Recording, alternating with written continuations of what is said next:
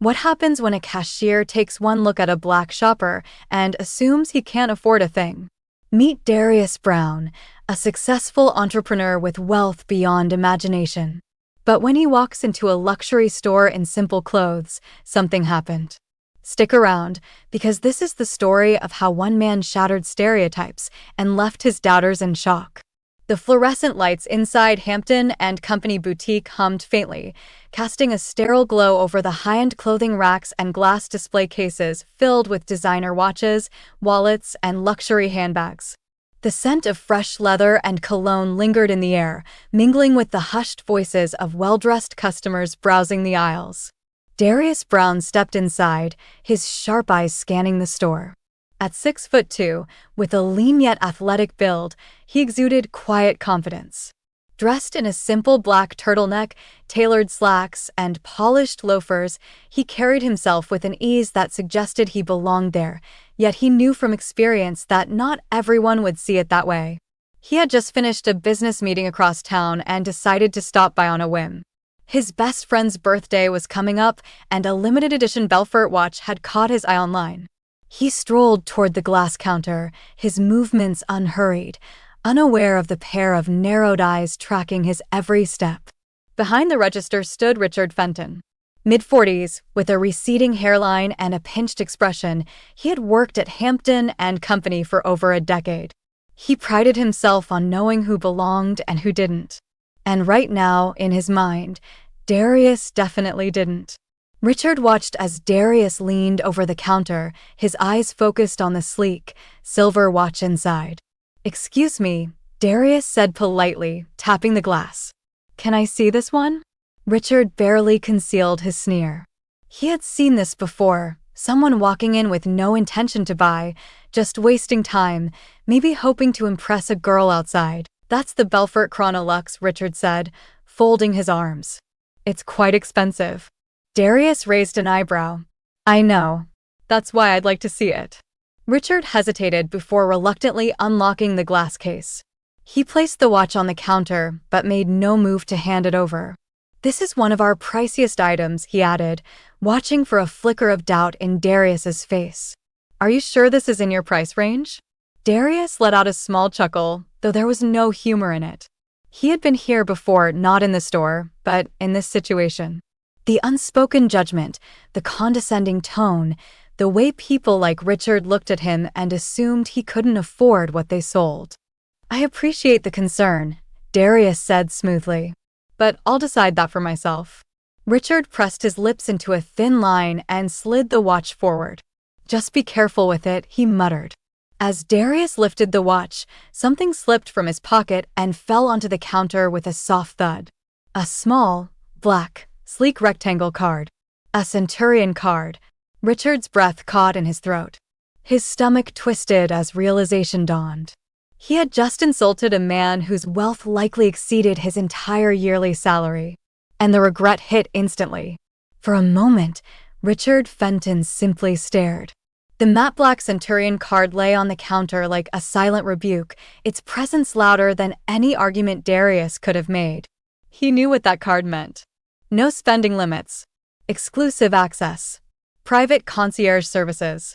The kind of wealth that didn't need to be flaunted because it spoke for itself. His mouth went dry.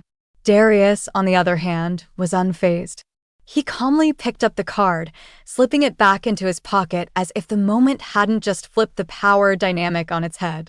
Richard swallowed hard, his previous arrogance evaporating into nervous energy.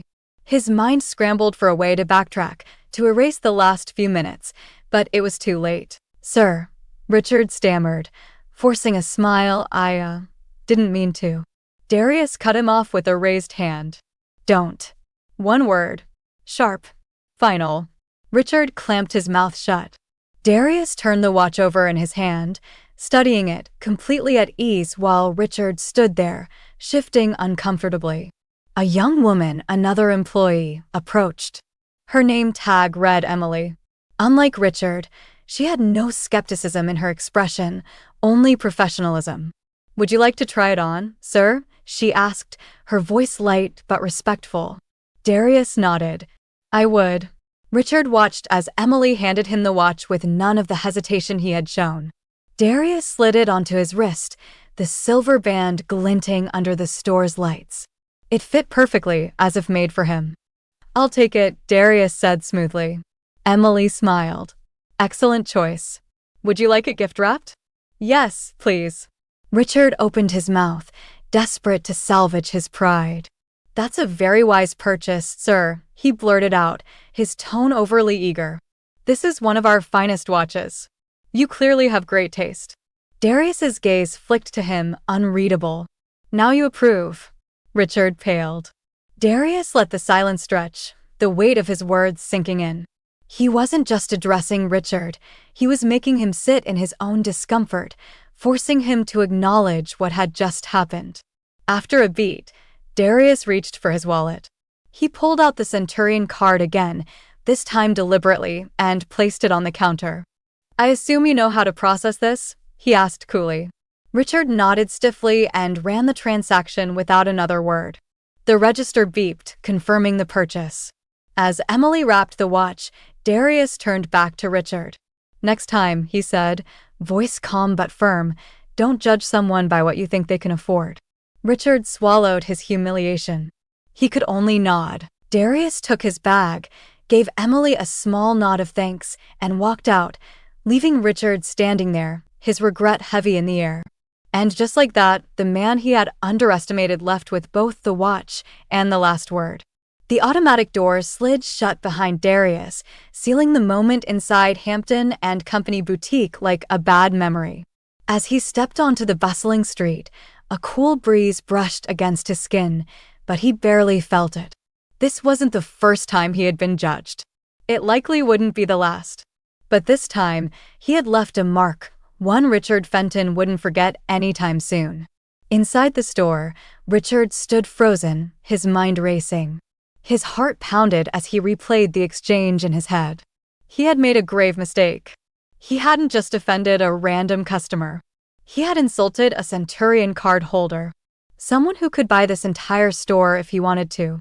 Emily cleared her throat, breaking the silence. That was uncomfortable. Richard shot her a glare, but his usual smugness had vanished. "I didn't know," he muttered defensively. "You didn't bother to know," she corrected. "You assumed." Richard looked away. He hated the way the young sales associate spoke to him, like she had the moral high ground. But she was right. He had let his bias cloud his judgment. 5 minutes later, the store manager, a stern-looking man in his early 50s named James Lockwood, emerged from his office. He had seen everything on the security cameras. "Richard," Lockwood said, his voice sharp. Richard straightened immediately. "Yes, sir." "In my office." "Now." Emily cast him a knowing look as he followed Lockwood into the small, glass-walled room. The moment the door closed, Lockwood folded his arms. "What the hell was that?" Richard swallowed. "It was a misunderstanding." "No, it wasn't." Lockwood's voice was cold. "I watched it happen in real time. You judged a customer based on his appearance, humiliated yourself, and nearly cost us a sale." Richard bristled. "I thought he was." "I don't care what you thought." Lockwood cut him off. "Do you have any idea who that man is?" Richard hesitated. "That was Darius Brown." Richard's stomach dropped. The name was vaguely familiar, but he couldn't place it. Lockwood sighed, shaking his head. "CEO of Brown Capital. Multi-millionaire investor. He has shares in half the luxury brands we carry." "And you treated him like a thief." Richard's breath hitched.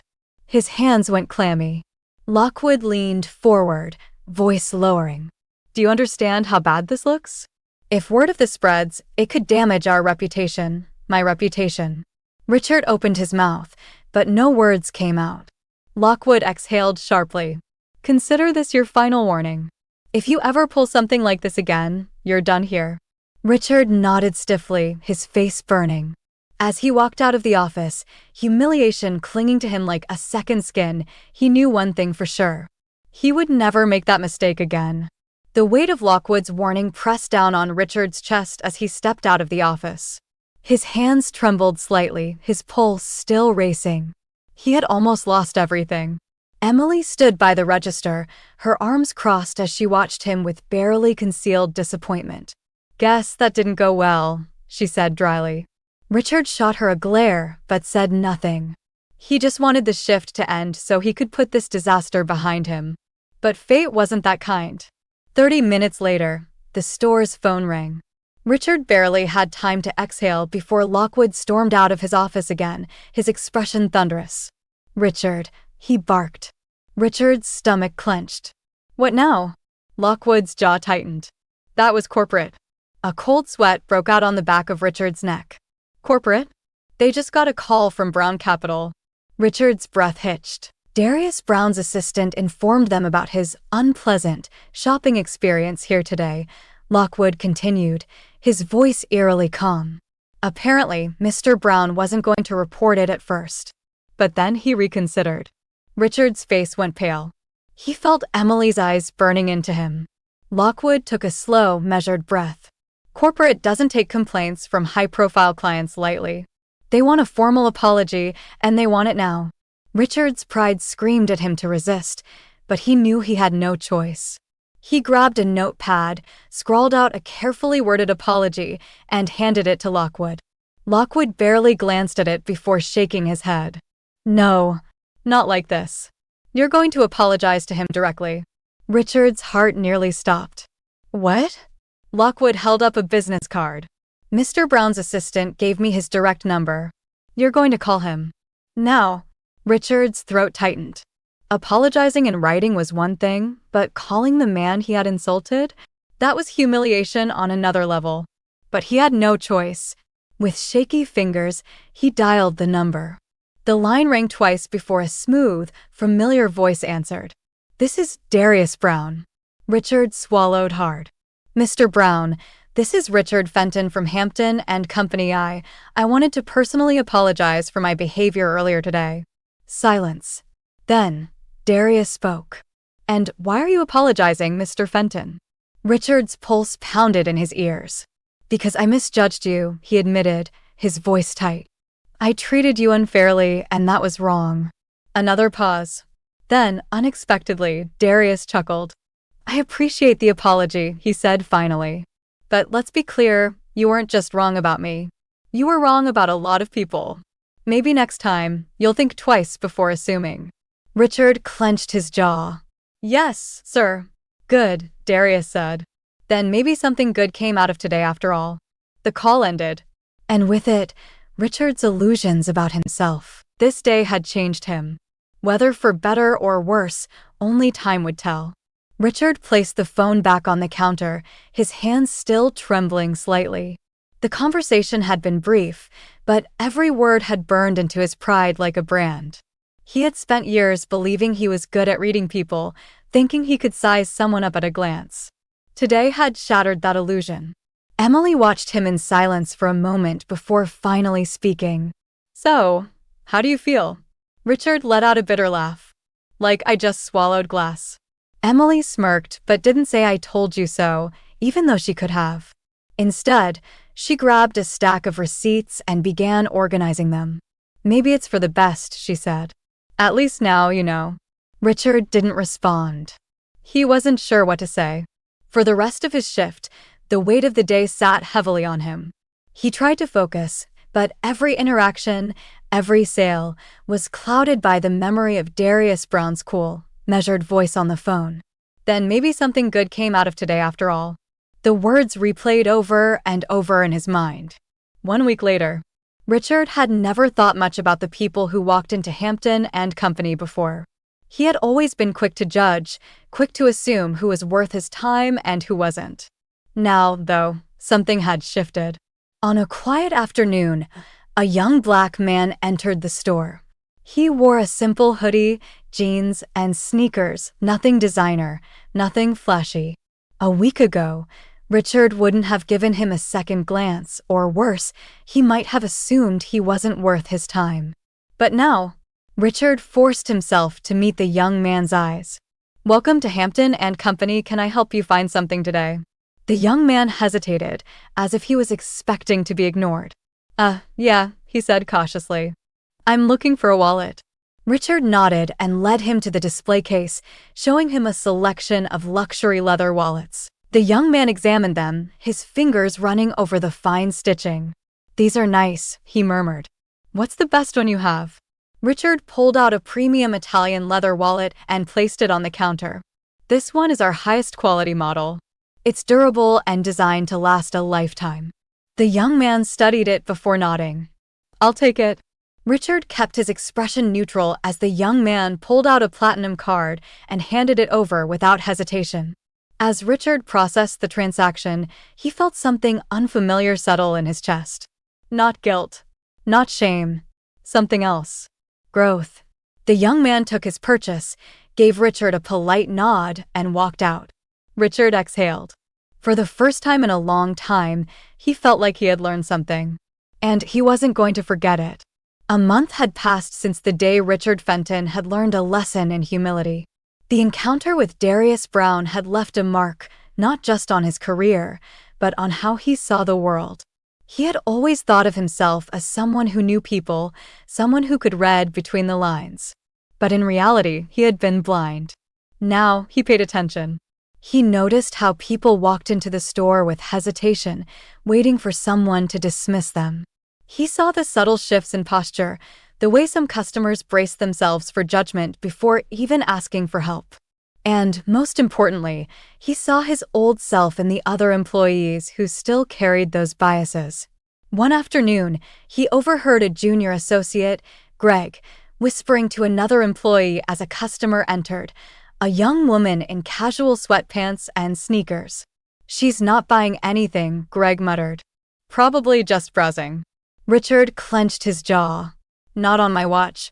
He stepped forward before anyone else could. "Good afternoon," he said, addressing the woman with the same respect he would have given any VIP client. "Can I help you find something?"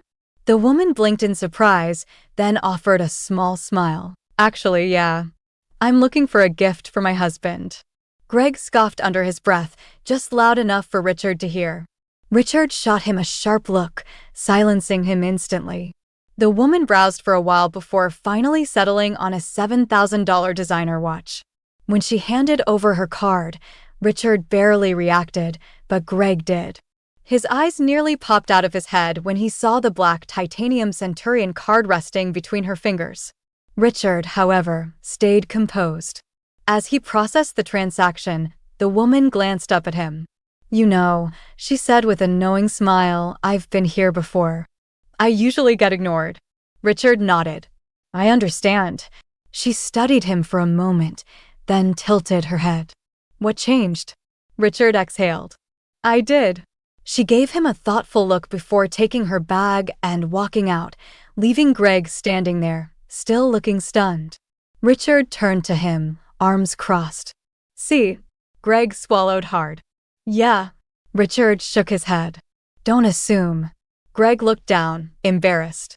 Richard sighed and clapped him on the shoulder. "Learn from it. Trust me, it's better to change now than to regret it later." Greg nodded slowly, realization dawning on his face. And as Richard turned back to the counter, he knew this wasn't just about Darius Brown anymore. It was about making sure that no one walked into this store feeling like they didn't belong. Not on his watch. Always remember that assumptions can be dangerous and prejudice can cost more than just a sale. It can cost respect, reputation, and personal growth. True change happens when we choose to see people beyond stereotypes.